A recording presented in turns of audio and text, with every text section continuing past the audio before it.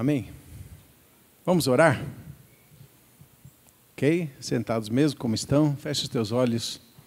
Pede graça de Deus para que Ele fale conosco através da sua palavra, em nome de Jesus. Pai, obrigado pela graça, pela bênção, pelo privilégio de estarmos aqui em Tua casa, em Tua presença, reunidos como igreja, como família, como corpo, como irmãos. Senhor, neste momento, nós queremos render todo o nosso ser diante de Ti para receber a Tua palavra, que é viva, que é santa, que é Espírito, que nos liberta, que nos transforma, que abre os olhos do nosso entendimento, que nos dá sabedoria e direção. Libera, Senhor, a Tua palavra. Senhor Jesus, Tu és a palavra viva. Reina sobre nós. Espírito Santo, vivifica a palavra. Capacita-nos a compreendê-la. Fortalece-nos para que possamos vivê-la, correspondendo com o Senhor, alinhados com o Senhor. Oramos assim, ó Deus, em fé. Oro para que cada pessoa que ouve esta palavra seja de alguma forma tocada e abençoada. Oro assim em fé, em nome de Jesus. Amém. Amém.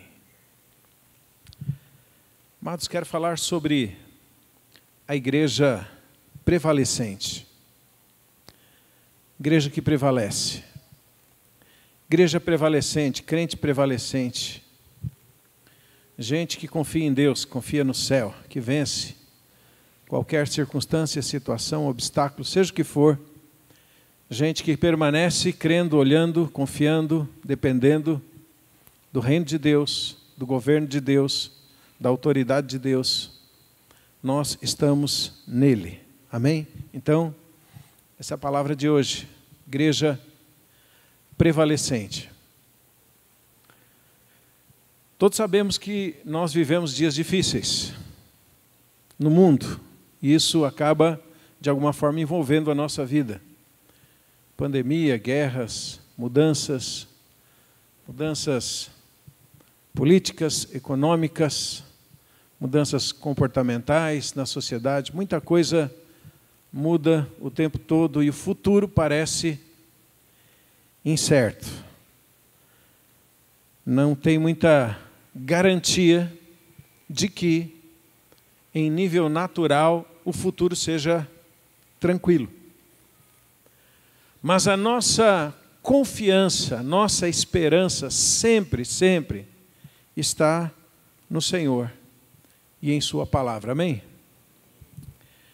Quando nós olhamos para a Escritura, a gente encontra direção, encontramos paz, encontramos a verdade de que Deus conduzirá as nossas vidas, sempre. De maneira que nós não precisamos temer, precisamos apenas confiar. Então, para falar sobre essa igreja prevalecente que confia no Senhor, eu quero tomar como exemplo para nós os dias do profeta Jeremias.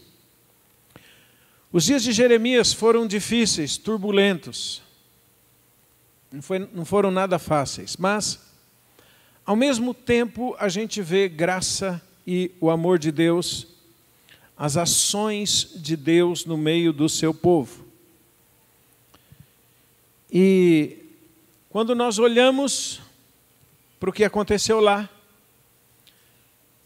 a própria Escritura nos diz que nós podemos e devemos tomar aqueles acontecimentos como quadros proféticos para a nossa vida hoje. E o que aconteceu lá nos traz direção, sabedoria, esperança, estratégia. Então é um quadro profético. A Bíblia diz em 1 Coríntios 10, 11 o seguinte: tudo lhes acontecia como exemplo e foi escrito para ensino e aviso nosso, para quem já são chegados os fins dos tempos. Então, Jeremias é um quadro profético para os nossos dias.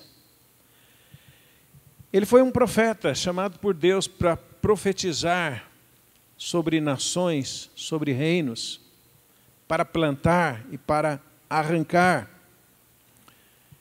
Deus, desde o início, sinalizou que ele iria combater com muitas coisas, mas também, desde o início, Deus deixou claro uma coisa, que é fundamental, foi fundamental para ele e é fundamental para nós. Deus disse o seguinte, Jeremias 1,12: eu velo sobre a minha palavra para a cumprir. Amém?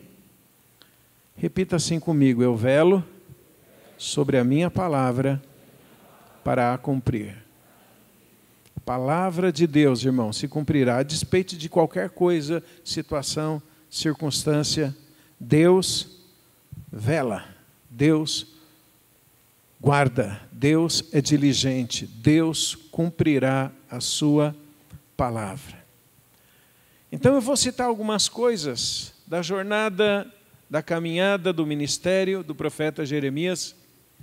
Eu vou começar citando algumas situações ali do capítulo 24 e depois em diante até o capítulo 32, 33, não vou ler, mas vou citar, que é assim, a primeira grande porção do livro de Jeremias, seu chamado, o início do seu ministério, as coisas com as quais ele combateu e como Deus agiu no meio da história. Jeremias era a voz de Deus para aqueles dias, profeta levantado pelo Senhor. E Deus, através de Jeremias, começa a dizer que Judá ficaria cativo pela Babilônia 70 anos. Deus estava sinalizando, olha, por causa do pecado do meu povo, a Babilônia vai prevalecer por um tempo, mas depois eu vou julgar a Babilônia também e todos os povos onde eles seriam espalhados. Deus julgaria esses povos. Deus disse através de Jeremias, vai acontecer. A Babilônia estava naquele momento dominando sobre os grandes impérios da época, né? Sobre o Egito, sobre a Síria. Então Deus começa a dizer através do profeta, olha, vocês serão tirados da sua terra, Jerusalém, e serão levados ao cativeiro. E é interessante que a gente pode notar claramente dois grupos ou duas reações nas pessoas. Teve várias, mas duas mais que se destacam. O primeiro grupo ficou com raiva de Jeremias. Claro, ele estava profetizando coisas que não eram muito boas. Ele estava profetizando cativeiro, ele estava profetizando exílio. Ele estava dizendo, olha, vocês vão sair daqui de Jerusalém. O que é Jerusalém? Cidade de Deus, o lugar onde tinham muitas e muitas promessas de Deus. Então, Jeremias começa a dizer, olha, Babilônia vai dominar, Babilônia vai reinar. Uns ficaram com muita raiva do profeta, inclusive tentavam matá-lo por conta das suas palavras. Outros decidiram confiar em Deus, crendo, sabendo que Deus estava acima da Babilônia e acima de Nabucodonosor, que era quem comandava a época. Uma coisa para a gente lembrar, irmão, sempre o reino celestial está acima do natural. Amém? Jesus é Rei dos reis, Senhor dos senhores. E aí Jeremias começa a falar e começa a delinear um grande paradoxo, uma grande contradição. Porque ele começa a falar sobre exílio, ele começa a falar sobre o fato de que o povo de Deus seria comandado, governado, conduzido pela Babilônia. Mas ao mesmo tempo ele diz o seguinte, olha, os que forem exilados, Os que forem levados cativos serão abençoados, serão guardados, serão protegidos, ficarão em paz, estarão alinhados com Deus, conhecerão o coração de Deus. E os que ficarem em Jerusalém, estarão contra Deus. Uau! Que grande contradição! Como assim? Os que ficarem em Judá, em Jerusalém, contra Deus. Os que ficarem presos, abençoados, alinhados por Deus, com Deus, conhecerão o coração de Deus. Espera aí. Cativeiro é bênção. Estar sob domínio da Babilônia é bênção. Isso é uma contradição. E eu quero ler aqui algo que é muito pontual no livro de Jeremias, que é uma visão que ele teve, capítulo 24, que fala dos figos bons e dos figos ruins. Olha que interessante. Jeremias, capítulo 24, diz assim: fez-me o Senhor ver, e eis 2 cestos de figos, estavam postos diante do templo do Senhor. Depois que Nabucodonosor, rei da Babilônia, levou em cativeiro a Jeconias, filho de Jeoiaquim, rei de Judá, e os príncipes de Judá, e os carpinteiros e os ferreiros de Jerusalém, e os trouxe à Babilônia. Um cesto tinha figos muito bons, como os figos temporãos, mas o outro cesto tinha figos muito ruins, que não se podiam comer, de ruins que eram. Disse-me o Senhor: que vês tu, Jeremias? E eu disse: figos. Os figos bons, muito bons, e os ruins, muito ruins, que não se podem comer, de ruins que são. Então veio a mim a palavra do Senhor, dizendo: assim diz o Senhor, o Deus de Israel: como a estes figos bons, assim também conhecerei aos de Judá levados em cativeiro, os quais enviei deste lugar para a terra dos caldeus, para o seu bem. Porei os meus olhos sobre eles, para o seu bem.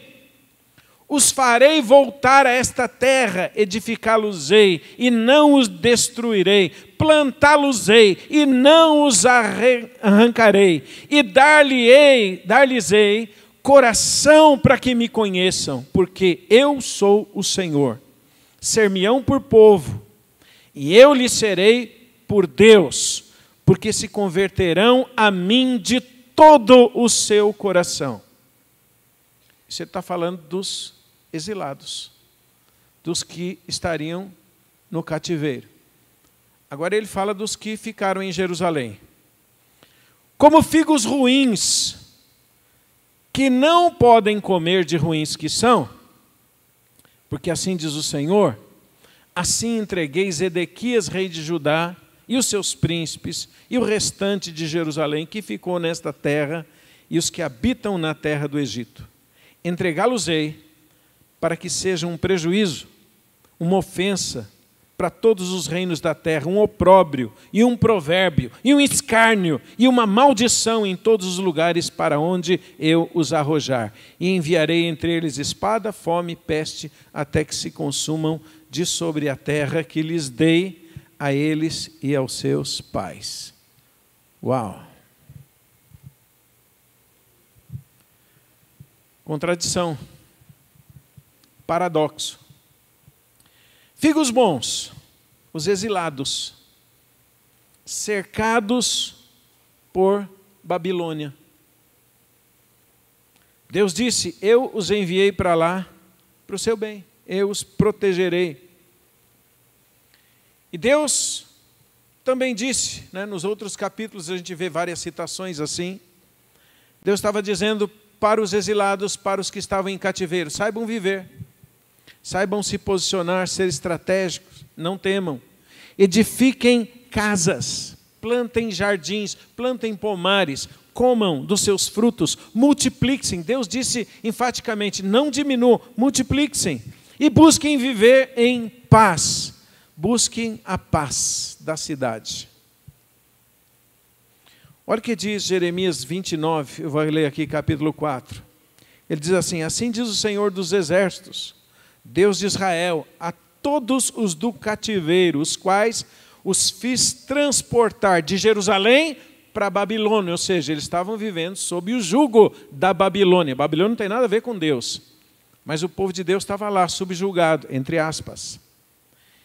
Ele diz assim para eles, os da Babilônia: edificai casas, habitai-as, plantai jardins, comei do seu fruto, tomai mulheres, gerai filhos e filhas, e tomai mulheres para os vossos filhos, e dai as vossas filhas a maridos, para que também tenham filhos e filhas. Multiplicai-vos ali, não vos diminuais, e procurai a paz da cidade, para onde eu vos fiz transportar em cativeiro, e orai por ela ao Senhor, porque na sua paz vós tereis paz. No mesmo capítulo ele continua dizendo assim, no verso 10, porque assim diz o Senhor, que passados 70 anos em Babilônia, vos visitarei e cumprirei sobre vós a minha boa palavra, tornando a trazer-vos a este lugar. Porque eu bem sei os pensamentos que eu tenho a vosso respeito, diz o Senhor, pensamentos de paz e não de mal, para vos dar um futuro e uma esperança. Então me invocareis e ireis e orareis a mim, e eu vos ouvirei. Buscar-me-eis e me achareis, quando me buscardes com todo o vosso coração. E serei achado de vós, diz o Senhor, e farei voltar os vossos cativos, e congregar-vos-ei de todas as nações e de todos os lugares para onde eu vos lancei, diz o Senhor, e tornarei a trazer-vos ao lugar de onde vos transportei. Amém, amados? Então deixa eu continuar aqui, olhando para esse quadro profético e contextualizando. É evidente que nós vivemos num tempo mundial, onde Babilônia reina, com seus múltiplos aspectos. Estou falando aqui do aspecto espiritual de Babilônia, né? Sua sensualidade, sua moda, seu estilo de vida, sua corrupção, sua violência, suas prostituições, estão aí espalhadas por toda a terra. Estamos cercados, rodeados por Babilônia. Isso é uma afronta ao céu. Isso afronta Deus. Há na Bíblia inúmeros textos que declaram que Babilônia vai cair. Ou seja, o juízo de Deus vem. Saiba disso, esteja certo disso. O juízo vem. Deus vai julgar Babilônia. Não estou falando aqui de gente, estou falando aqui de sistemas. Deus vai julgar, juízo vem. Há um juiz sobre o trono. Há um juiz sentado no trono. O nosso Deus é justo juiz. Julga todas as coisas corretamente.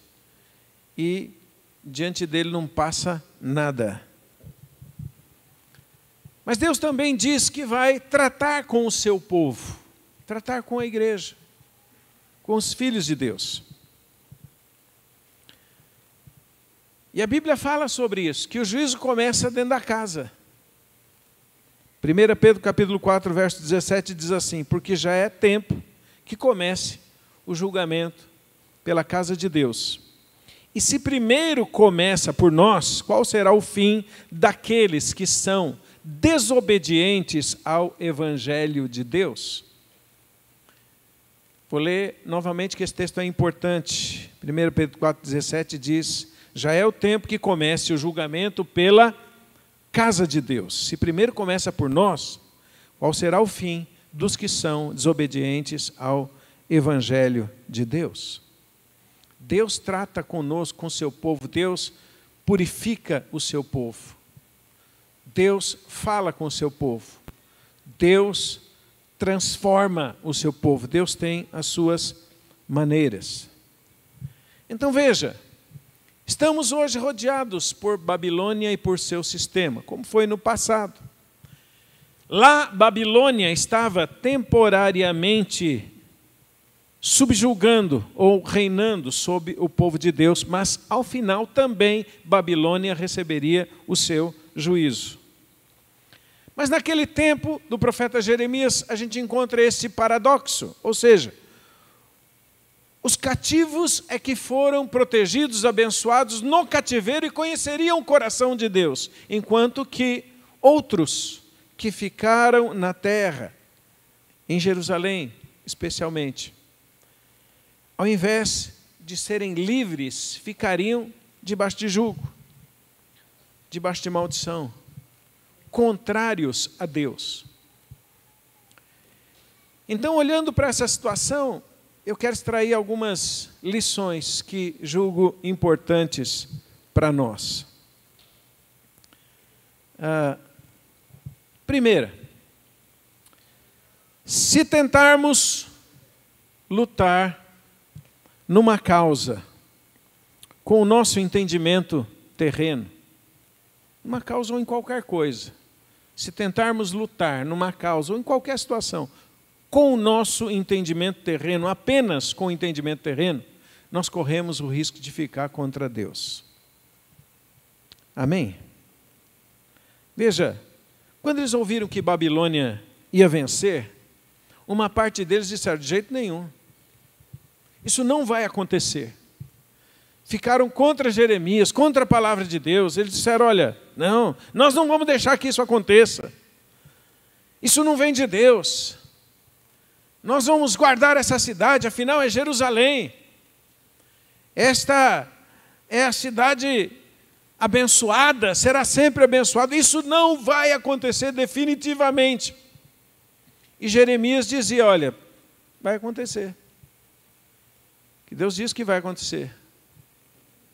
E obviamente eles, através da palavra de Jeremias, sabiam que estava acontecendo também algumas coisas, sempre por causa dos erros de Israel, do pecado de Israel. Mas Jeremias dizia, vai acontecer. E eles ficaram contra a palavra de Deus, porque eles olharam para o natural. Eles diziam, não. Mas sabe, amados, para o cristão, para nós, nunca será uma questão do que eu acho que devo fazer isso ou aquilo. Para nós, sempre será o que Deus nos mandou fazer. Amém? Os filhos de Deus, guarda isso, são guiados pelo Espírito Santo de Deus. Sempre. Nunca será uma questão natural. Nunca devemos andar, entre aspas, pelo certo ou pelo errado. Agora, eu vou fazer uma pausa aqui para me explicar bem o que eu estou querendo dizer. Não é que não haja certo e errado. Mas essa coisa de certo e errado começou lá no Jardim do Éden, lá em Gênesis. Deus disse para o homem o seguinte, não coma da árvore do conhecimento do bem e do mal. Porque se você comer, os teus olhos vão se abrir e você vai ficar conhecendo o bem e o mal, ou o certo e o errado. É uma outra forma de falar. O que aconteceu? O homem foi lá e comeu. E a partir daquele instante, a partir daquele momento, o ser humano, por conta de ter comido da árvore do conhecimento do bem e do mal, passou a definir por ele mesmo o que ele achava certo e o que ele achava errado. O que ele achava que era o bem e o que ele achava que era o mal. O que significa isso? Independência de Deus. Agora eu sei, agora eu decido, Agora eu enxergo. Agora eu não preciso mais que Deus defina para mim o que é certo e o que é errado. Eu decido. O homem passou a ser independente. O homem passou a ter a sua própria justiça, a sua própria visão, a sua própria maneira de encarar todas as coisas. E ficou assim independente de Deus. E a gente sabe que a nossa justiça não serve para nada. Conforme Isaías, é um trapo imundo. Amém, irmãos? Então veja, quando a gente vem para Jesus, a primeira coisa que Jesus diz para nós é a seguinte: desista de você. Simples assim. Quer vir após mim, diz o Senhor Jesus, negue-se a si mesmo. Tome a tua cruz e siga-me. Você vai ser, ou deve ser, daqui para frente, guiado pelo Espírito Santo. Não é o que eu acho, não é o que eu sinto, não é o que eu vejo, não é o que eu concluo.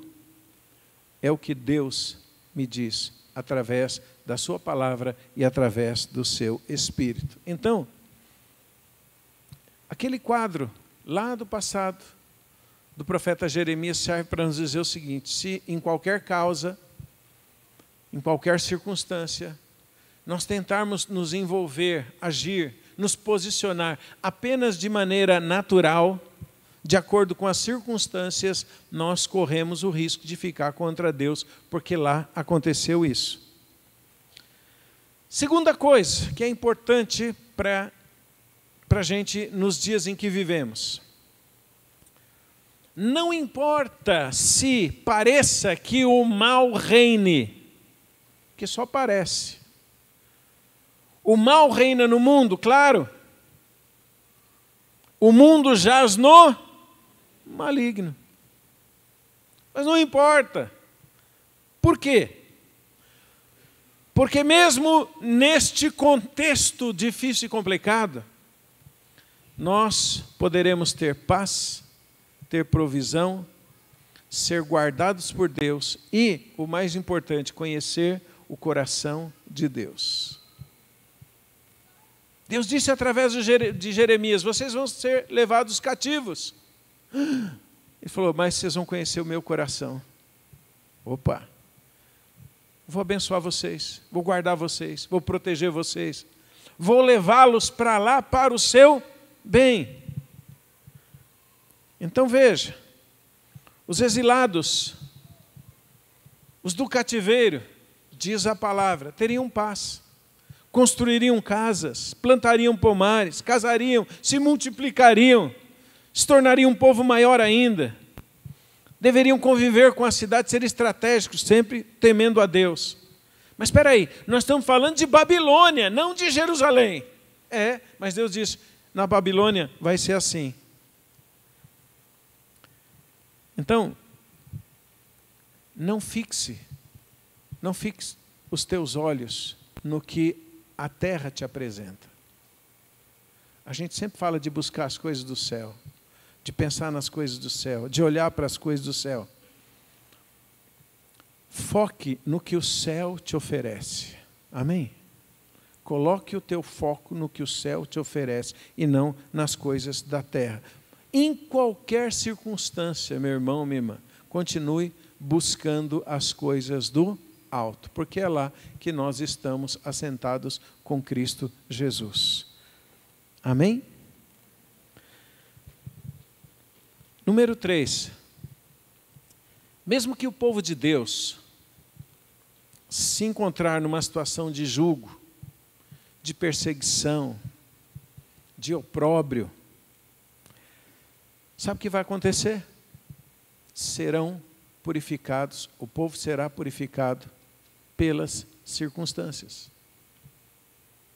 Vou dizer de novo, mesmo que, como povo de Deus, como servos, servas, filhos de Deus, nos encontremos numa situação de jugo, que você não gerou, de opróbrio, sabe o que vai acontecer? Seremos purificados pelas circunstâncias. Historicamente, sempre aconteceu assim. Em qualquer situação de perseguição ou de jugo, houve purificação e a igreja cresceu e se fortaleceu. Há uma palavra de Deus que não vai mudar. As portas do inferno, disse Jesus, não prevalecerão contra ela. Em todos os períodos da igreja, que a igreja foi perseguida, havia graça, havia unção, havia poder e havia crescimento. Então não se preocupe. Lá, naquele quadro do profeta Jeremias, Deus fala de 70 anos de cativeiro babilônico. Conhecerão o meu coração, serão guardados, abençoados. E Deus fala que traria eles de volta. E a restauração posterior. Sabe o que significa isso? 70 anos? Novamente, eu gosto de falar sobre isso. Deus é um Deus de tempo e de estações. Deus é um Deus de tempos e de estações. Ele é Senhor sobre todas as estações. Ah, mas não existem situações ou estações que as pessoas gerem por conta das suas ações e pecados? Claro que existe. Mas Deus continua acima disso sendo o Senhor dos tempos e das estações. Quando Ele diz muda, muda. Sempre foi assim. Quando o povo estava preso no Egito, passados 400 anos, Deus aparece e diz, olha, vai ser o primeiro dia, tá? Como assim, Senhor? Nós estamos no meio do mês. Não, agora é o primeiro dia do primeiro mês do primeiro ano. Ou seja, eu estou começando a história a partir de agora. Virou, mudou, começou ali. Porque Deus falou, eu encerrei um ciclo, estou começando outro, acabou. Deus é um Deus de tempos e de estações. Gideão, quando Israel estava sob jugo dos midianitas, durante 7 anos, sendo assolados, roubados, oprimidos, Deus disse, chega. Chegou. Deus disse, estou mudando. Mudou. Deus disse, parou. Deus é Senhor de tempos e de estações. Ele reina sobre tudo e sobre todos. Ele inaugura estações novas no coletivo e no individual também, em nossa própria vida. Quando Deus chega em nossa vida e diz, estou começando um tempo novo, começou. Um novo tempo, nova graça. Novos ares, novas direções, novas provisões, novo poder, nova força, novo tudo. Deus faz novas todas as coisas, porque Ele é um Deus de tempos e de estações. Amém, amados? Número 4, é bom a gente lembrar que o governo de Deus sempre prevalecerá. Guarda isso no seu coração, sempre. O governo de Deus sempre prevalecerá e fará justiça, independentemente de quem governe sobre nós na terra. Há um governo sobre um governo. Há um rei sobre todos os reis. O governo de Deus sempre prevalecerá e sempre fará justiça, independente de quem governe sobre nós na terra. Todos os reinos, todos os sistemas, todos os poderes, todos os domínios, todas as autoridades, todas as potestades, visíveis ou invisíveis, darão contas ao justo juiz. Amém, amados? Ele disse lá no passado, Babilônia será julgado. Jeremias 25:12 diz assim, acontecerá, porém, que quando se cumprirem os 70 anos, visitarei o rei de Babilônia e esta nação, diz o Senhor, castigando a sua iniquidade e da terra dos caldeus. Farei deles ruínas perpétuas. Olha o que Deus diz a respeito de Babilônia, eu vou visitá-los. Castigarei a sua terra, farei deles ruínas perpétuas. As coisas podem, temporariamente, parecerem injustas. Na terra tem tanta injustiça. Mas, lembremos de uma coisa, irmãos. Há um governo. Há um juiz no trono. Amém? Número 5. Em lugar de ficarmos angustiados e revoltados com pessoas que aparentemente nos oprimem, sabe o que nós devemos fazer? Orar por elas, amá-las, abençoá-las, sempre. O que Deus disse lá no passado? Para os exilados, para os do cativeiro, Ele disse assim: procurai a paz na cidade, para onde vos fiz transportar em cativeiro, e orai por ela ao Senhor. Então, só para lembrar, Jesus disse: ore para os seus inimigos, abençoe quem te persegue. Se te obrigar a uma coisa, faça outra, melhor ainda. Tipo, se te roubarem a capa, dá também a túnica. Se te obrigar a andar 1 milha, vai 2. Como assim? Se o teu inimigo tiver fome, dá-lhe de comer. Se tiver sede, dá-lhe de beber. Mas como, Senhor? É o meu inimigo. Não, não, não. A nossa luta, irmãos, nunca será contra carne e sangue. Não significa que concordaremos com ações erradas. Nunca. Nunca vamos concordar com pecado, nunca vamos concordar com ações erradas. Mas lembra de uma coisa, você não pode sair deste escopo, desse contexto. Ore por seu inimigo, abençoe quem te persegue, vá além. Faça o melhor que você pode fazer. Mesmo que você discorde totalmente, ame totalmente. Amém? Fala para o seu vizinho, mesmo que você discordar totalmente, ame totalmente. Amém? Número 6. Estou terminando. A sabedoria diz que é preciso sempre agir estrategicamente na situação em que nos encontrarmos. Claro, sempre no temor de Deus, de acordo com os valores e princípios de Deus.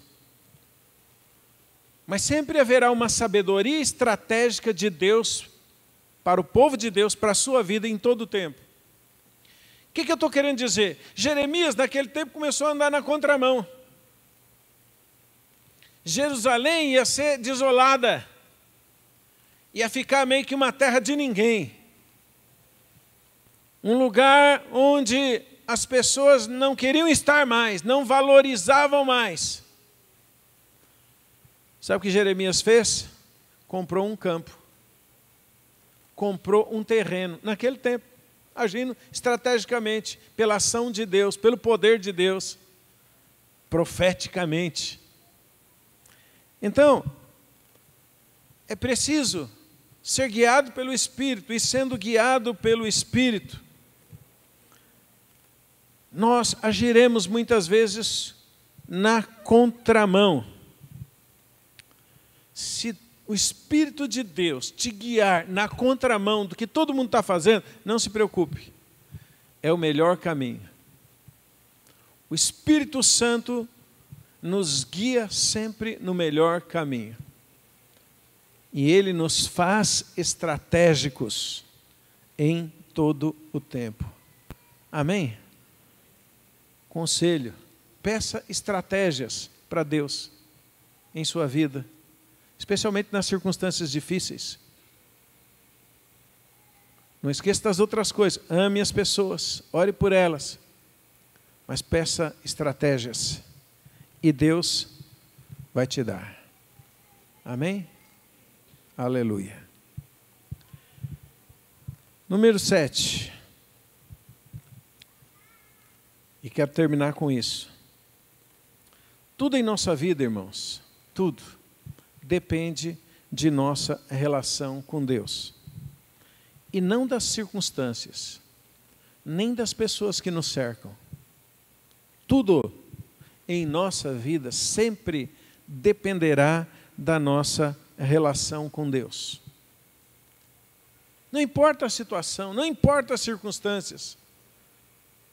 Se uma situação ou outra com Deus, a gente aprende com as Escrituras, nem importa se é luz ou trevas. Espera aí, o que você está querendo dizer, irmão?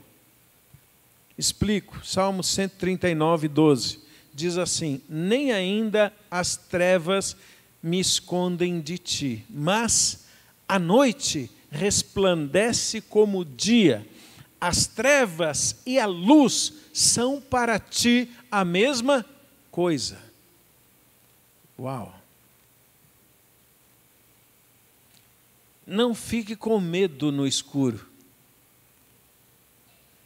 porque o escuro, ou um dia claro, como o dia de hoje, é a mesma coisa para Deus. A questão não é se você está no escuro ou você está no claro, a questão é se você está com Deus, se você anda na presença dEle, se você tem comunhão com Ele, se você é guiado pelo Espírito Santo. Fala para o seu vizinho assim: o que você escolheria? Andar com Deus no deserto ou sem Deus na terra prometida?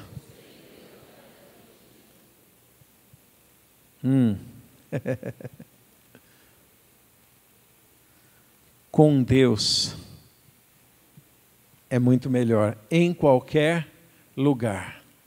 O povo andou com Deus no deserto, experimentaram milagres o tempo todo, eram guardados por Deus o tempo todo, lembra? Tinha uma nuvem cobrindo durante o dia, uma coluna de fogo durante a noite, comeram do maná no deserto, Deus os guardou, nem a sandália se gastava, porque a presença de Deus estava com eles o tempo todo, com Deus no deserto. Mas tinha uma terra prometida, uma Canaã, terra que mana leite e mel, estava prometida por Deus. E chegou o tempo que eles, enfim, finalmente, depois de mais de 40 anos andando no deserto, eles entraram na terra prometida. Agora sim, eles estavam naquele lugar tão lindo, tão abençoado, uma terra que produzia muito mais. Eles poderiam ali plantar, colher, fixar as suas vidas, famílias, as suas gerações. Enfim, eles chegaram no lugar prometido, na terra prometida. E se tornaram escravos. Muitas vezes. Escravos na terra prometida. Então a questão, irmão, não é se é deserto ou terra prometida, no escuro ou na claridade. A questão é se estamos com Deus. Com Deus. Aleluia.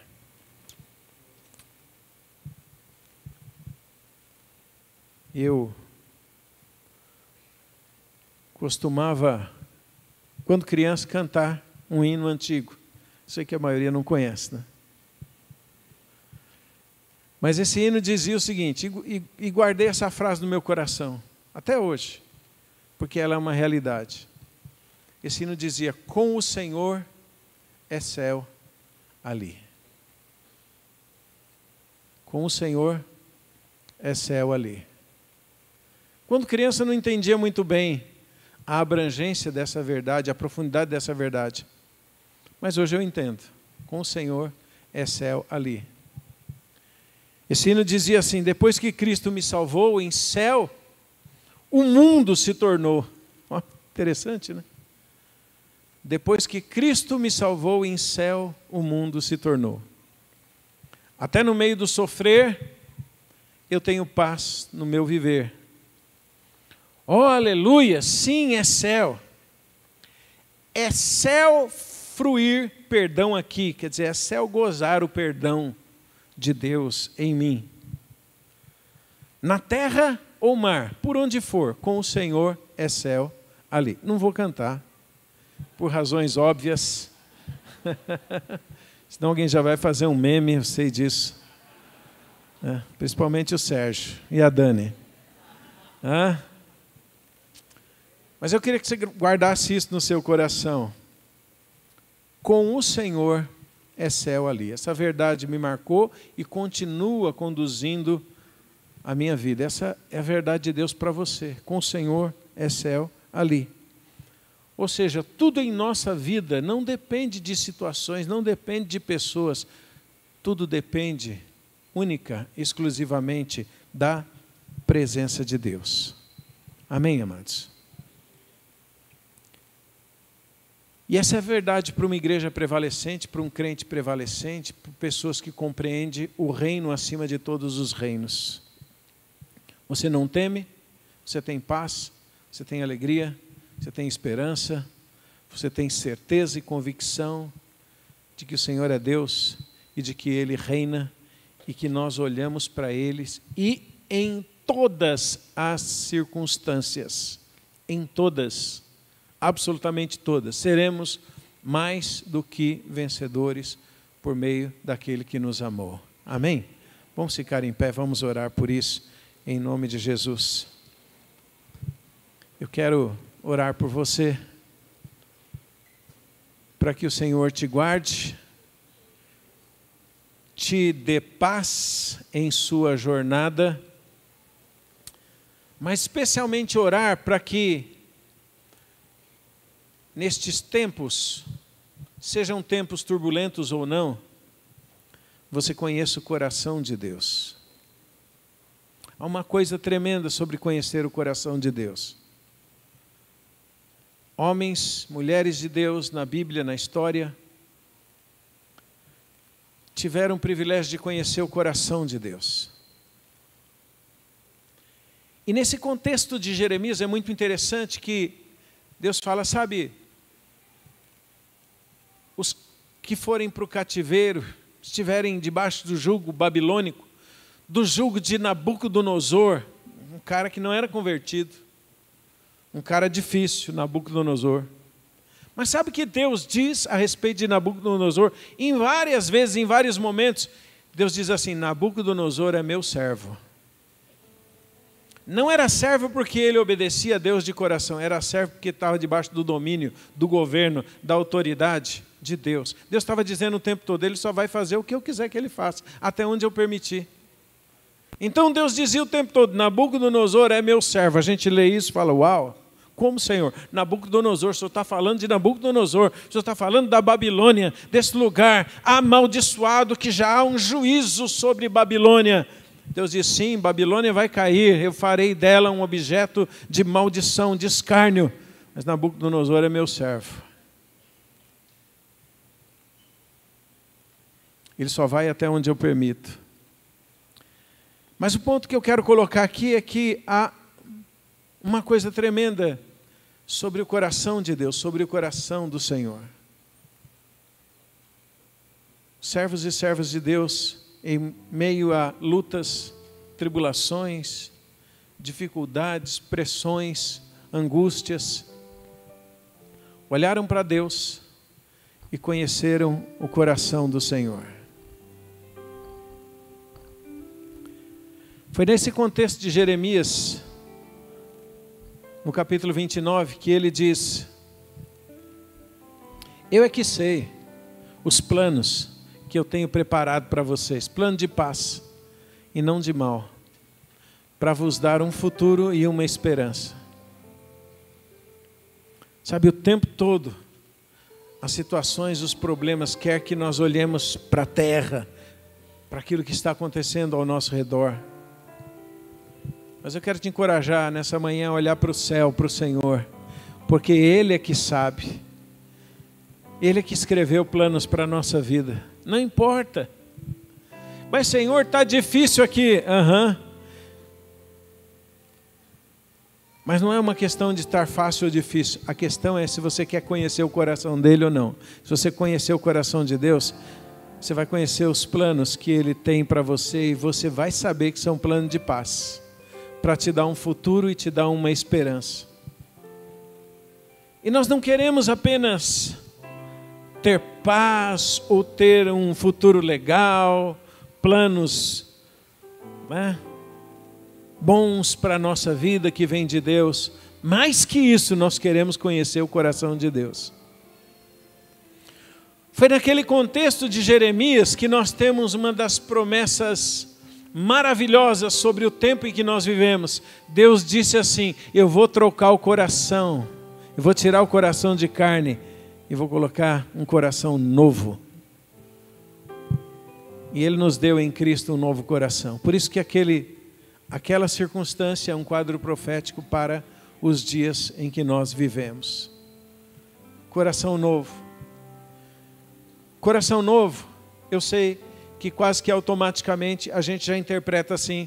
Coração novo significa novo nascimento. E é verdade, você pode interpretar assim. Coração novo é aquele que nasceu de novo e recebe agora um coração de Deus. Mas eu quero esticar um pouco essa interpretação sobre um coração novo.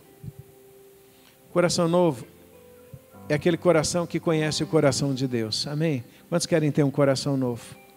Um coração que conhece o coração de Deus. E o coração de Deus a gente vai conhecer em qualquer circunstância, mas especialmente em circunstâncias, em situações difíceis. Vou dizer de novo, o coração de Deus a gente pode conhecer em qualquer situação. Pode estar tudo bem com a sua vida e você vai conhecer o coração de Deus. Ele é bom, Ele se revela, Ele nos abençoa, dá boas coisas, Ele é maravilhoso. Mas especialmente em situações difíceis, a gente conhece o coração de Deus. E que ao conhecer o coração de Deus, você se alegre no coração dEle. Sabendo que Ele te guarda, te abençoa, te livra, tem planos para a sua vida, escreveu a sua verdadeira história. E você, em Cristo, ligado com o coração dEle, alinhado com o coração dEle, você tem a possibilidade de viver essa história. É apenas uma situação, mas é uma coisa também que marca a minha vida. Eu lembro do que a Escritura diz quando os irmãos de José pegaram ele, e Deus tinha planos para a vida dele, tinha dado sonhos, direções para a vida de José, mas os irmãos pegam ele e intentam matá-lo. E Deus então, de uma forma maravilhosa, o livra ali da morte. Aí eles pegam e jogam José dentro de um poço. Mas eu amo quando a Bíblia diz assim, mas o poço não tinha água.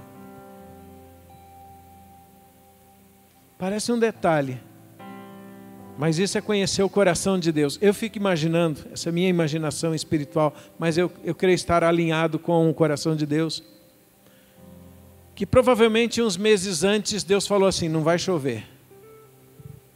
Não pode chover. Nuvem, não derrame água sobre a terra, sobre este lugar. Por quê? Porque esse poço precisa estar seco. Meu filho vai ser jogado aí, ele não pode morrer afogado. Mas, espera aí, jogaram ele no poço. Mas o poço estava seco. O que eu estou querendo dizer? Quem fica só pensando por que me jogaram num poço, não conhece o coração de Deus.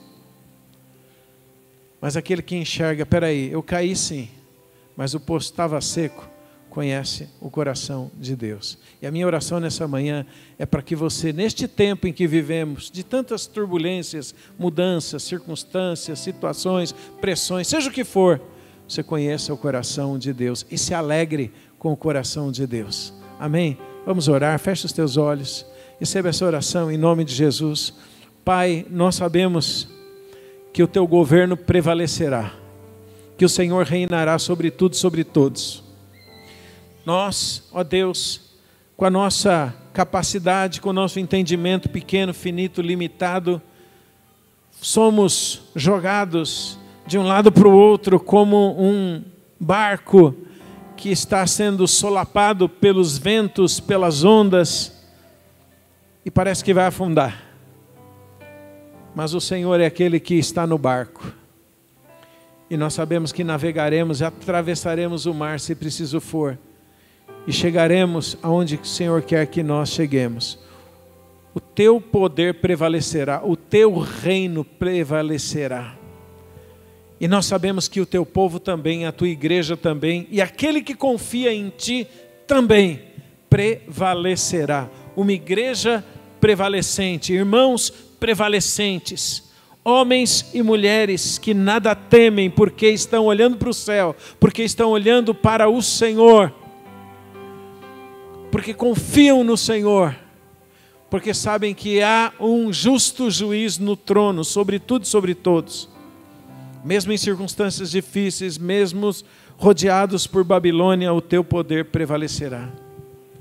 E Senhor, a minha oração é que, como foi no passado, assim como o Senhor guardou aqueles que estavam no cativeiro, debaixo de pressão, sim, muitas vezes, mas ali havia a tua graça e a tua bênção. O Senhor estava trabalhando no coração deles, o Senhor estava guardando, o Senhor estava abençoando, o Senhor estava cuidando, o Senhor estava derramando graça para que eles pudessem até crescer e viver feliz e em paz naquele tempo. Mas especialmente o Senhor fez uma coisa, o Senhor disse: eles conhecerão o meu coração. Senhor, é tudo que nós queremos neste tempo, é conhecer o teu coração, Senhor. Pai, eu oro para que o teu Espírito Santo nesta manhã encha de esperança, se porventura alguém aqui precisa de esperança. Enche o coração de esperança, Senhor. Renova a esperança. Faz soar pelo teu Espírito Santo no coração de cada um esta verdade. Eu é que sei os planos que eu tenho preparado para vocês, plano de paz e não de mal, para vos dar um futuro e uma esperança. Ó Espírito Santo, vivifica estas palavras. Confiamos no teu reino, confiamos no Senhor. Tudo em nossa vida tem a ver com sermos guiados pelo Espírito Santo. Não queremos ser guiados, ó Deus, por aquilo que achamos, ou pensamos, ou sabemos, ou pela nossa justiça. Queremos que o teu Espírito nos guie, cada momento, cada dia, cada semana, cada mês, cada ano, em todo o tempo, que o Senhor nos guie. Queremos olhar para o céu e ser conduzidos pelo céu, assim como o teu povo foi no passado conduzido no deserto. A nuvem movia, eles se moviam, a nuvem parava, eles paravam. Eles não estavam olhando as circunstâncias, eles não estavam olhando para o deserto, eles não estavam olhando para as coisas ao seu redor, eles tinham que olhar para o céu. Assim também, neste tempo, Senhor, queremos olhar para o céu e ser movidos pelo céu. Movidos pelo céu.